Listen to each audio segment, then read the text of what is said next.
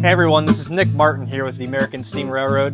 And the month of September into October has been really tremendous for us, not just for progress on the locomotive, but also as we've expanded our outreach into the Cleveland community. Let's take a look at where we're at this month in our September 2025 update.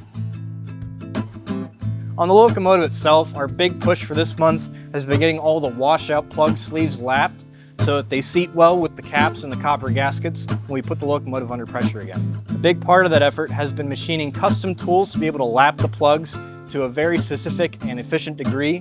I'm going to toss you over to Greg Kopp, who will show a little bit more about how those were made and how they function. Hi, I'm Greg. I'm a volunteer machinist doing some work on the 250. This past few weeks, I've been working on some lapping tools for the washout plugs, along with other members of the organization, Rob Gardner and Mike Dalhausen. The washout plugs are an important component of the boiler, and we need to make sure that they don't leak. And over time, they get pitted and scored on the sealing surfaces. So we needed to clean those up so when the caps were put on, we didn't have any leaks. The first thing that we had done is we had somebody draw up blueprints of what these lapping guides would be, measured all of the threads on the washout plugs themselves. There were 4 different sizes. All of these were 5 TPI Acme thread.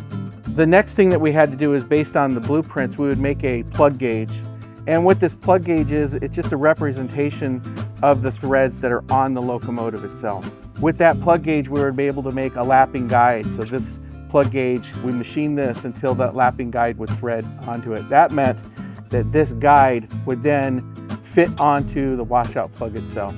We also manufactured these laps themselves, and volunteers would then coat this surface of the lap with lapping compound, place it in the guide, and using a drill would spin it in order to smooth out that surface. And with that surface now smooth and free of defects, hopefully we have no leaks.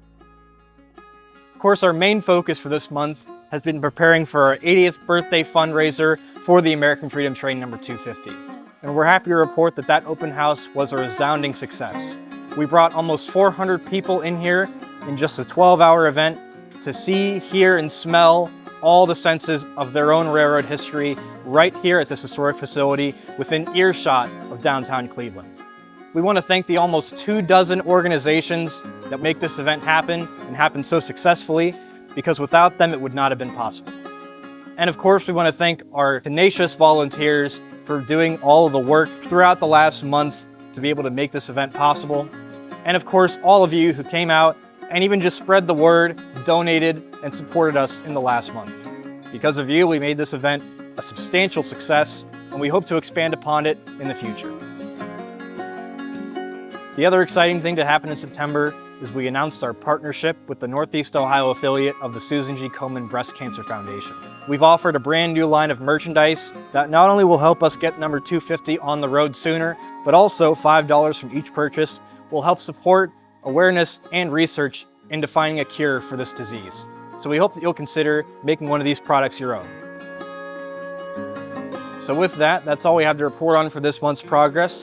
And as always, that's thanks to our donors, contractors, volunteers, and our hosts here at the Midwest Railroad Preservation Society.